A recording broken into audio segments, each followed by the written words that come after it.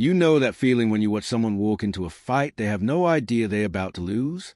That's what it felt like watching Jesse Waters get ready for his segment with Congresswoman Jasmine Crockett.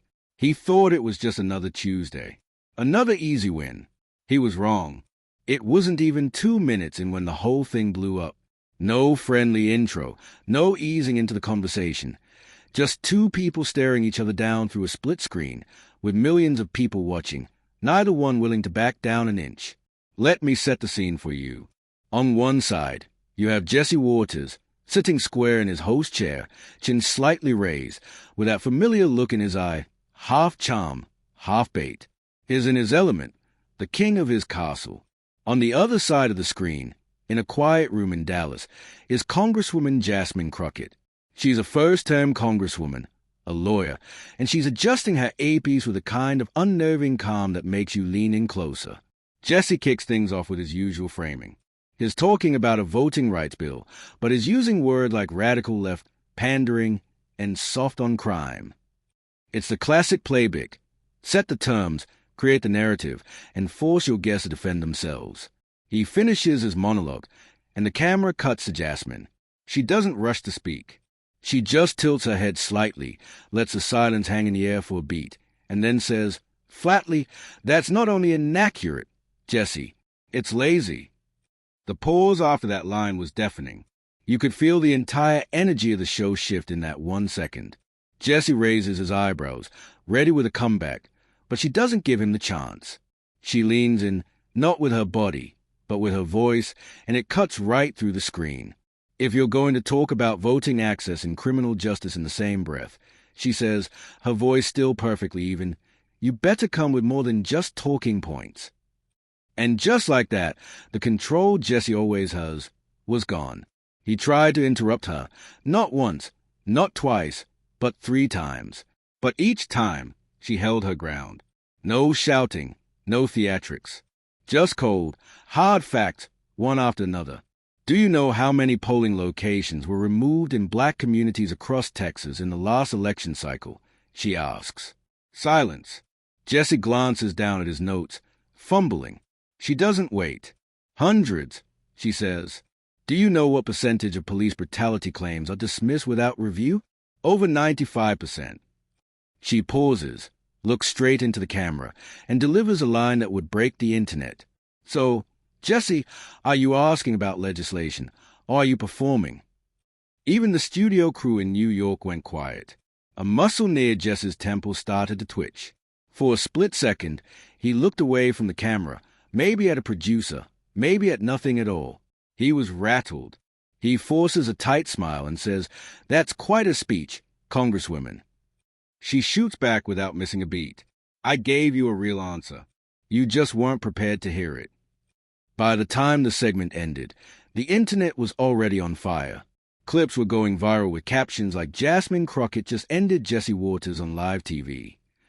People were saying, this is what happens when someone finally shows up with the receipts. The segment ended with Jesse signing off with a clipped, sharp tone. But Jasmine just leaned back in her chair, completely unfazed. And in that moment, it was clear this wasn't just about politics anymore. This was about power, about who gets to speak, who gets to be heard, and what happens when the person you're trying to rattle doesn't even flinch. But what nobody saw was what happened just before the cameras went live, because that's where this story really begins. 6 hours earlier, Jesse Waters was pacing backstage. He was snappy, restless. He'd been briefed on Jasmine Crockett, Texas congresswoman, sharp lawyer, outspoken. But he wasn't worried. He'd handled people like her before. The formula was simple. Push, prod, provoke. Make them emotional, and they make mistakes. He muttered to a producer, "She's just another one looking for airtime." Meanwhile, 1,500 miles away in Dallas, Jasmine Crockett was sitting in a quiet room. Her prep was different. It wasn't about snappy comebacks. It was about data, case law, and voter suppression statistics. Her assistant held up flashcards, but she didn't need them. She knew exactly what Jesse was going to do. He would try to paint her as soft on crime, get under her skin, and make her look like another angry black woman. She whispered to her assistant, "Let him try." There was a weariness in her voice, not from the day, but from the routine, the constant need to pre-defend her own intelligence on national television. She wasn't angry. She was ready. These two people were from completely different Americas. Jesse grew up with private schools and media internships.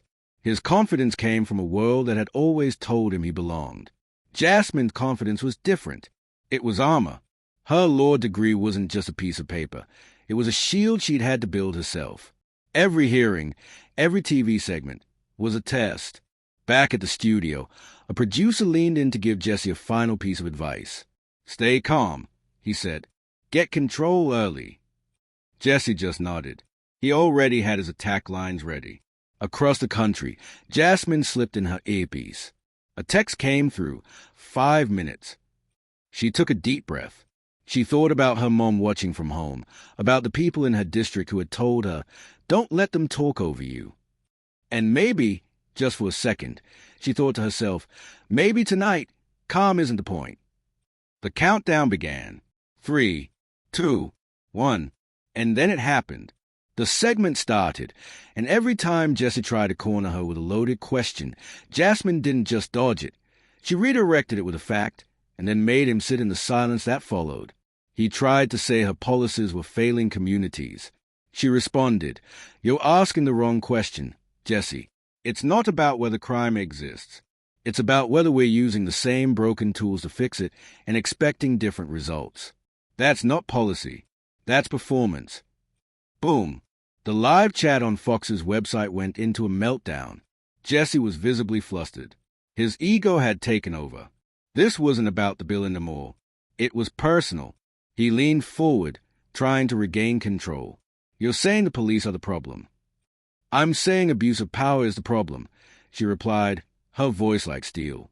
"And power without checks is how democracies erode." That was it. That was the moment. The clip that would loop endlessly online. Jess's producers were frantically signaling for him to wrap it up, but he was stuck. He tried to cut her off, accusing her of having rehearsed lines. Jasmine just shook her head, and the smile was gone now. "No, Jesse, I don't have rehearsed lines. I have lived experience." But the real fallout wasn't digital. It was about to get painfully real. In the days that followed, the internet became a battleground. Memes were everywhere. One showed Jess's blank stare with a caption, "When the law degree punches back." But it wasn't just jokes. Jasmine's office was flooded with media requests. Everyone wanted to talk to her. Then the backlash started. First, it was an email. A keynote speech she was scheduled to give at a youth voter summit was abruptly canceled due to security concerns following her media coverage. Then another cancellation. And another. A panel discussion, a school visit, 2 fundraisers, all pulled by hosts who said they didn't want to stir controversy. The message was clear. If you speak up too loudly, the doors will start to close. Then the threats got darker. An envelope was delivered to her district office in Dallas. Inside was a newspaper clipping of her face with a handwritten note. "Keep talking, and we'll make sure you're silenced for good." The FBI was called. Her security was tightened. Her own mother called her in tears, asking, "Why do they hate you so much, baby? You didn't even get mad." Behind the scenes, Jesse Waters was also in a storm of his own making. He was furious, watching the clip over and over, trying to find a way to reframe it, to make her look like the aggressor. But the footage didn't lie. She hadn't yelled. She hadn't insulted him. She had just been right. And for a man whose entire brand was built on being in control, that was the most humiliating thing of all. But while the media and the trolls were focused on the fight, something else was happening, quietly, in places you wouldn't expect.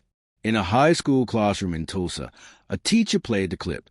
Afterwards, a student asked, "Why do they act like it's wrong for a black woman to be that confident?" In the back of the room, another student muttered, "Because they don't expect it." At a barber shop in Idaho, a man put his newspaper down and said, "That woman, she didn't yell once, and she still made him look foolish. You got to respect that."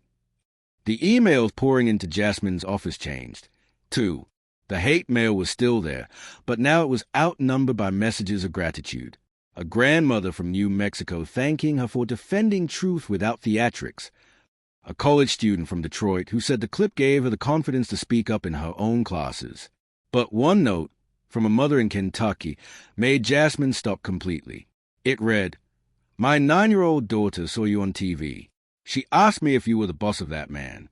I told her, no, sweetie, she was just brave enough to not let him be the boss of her." That's what people had seen. Not a victory, but bravery. Not rage, but restraint. 2 weeks later, the news cycle had moved on, but the ripple effect of that one segment remained. Jesse Waters went back to his show, but his regular viewers noticed a small change. He interrupted a little less. He listened a little more. Off air, he admitted something to a colleague that he would never say publicly. "She didn't humiliate me," he said. "She just didn't need me to validate her. That's what threw me." And Jasmine Crockett? She stood at a town hall in Dallas, not talking about the interview, but about the bill that started it all. A woman in the crowd asked her the question everyone was thinking: how do you stay so calm when everyone is coming at you? Jasmine smiled, a real, tired, but genuine smile. "I don't always," she admitted, "but I stay clear, because when they come for your tone, it's usually because they can't touch your truth." In the end, this was never a story about one TV segment. It was about what happens when someone refuses to be made small. It was a reminder that sometimes the loudest voice in the room isn't the one that's yelling, but the one that's speaking the truth, calmly, clearly, and without apology. And that kind of voice, a voice that can't be silenced. If this story made you feel something, pride, anger, hope, don't keep it to yourself. Share it, talk about it, and if you haven't already, subscribe. Because the truth, it deserves more than one moment. It deserves a platform. Thanks for watching.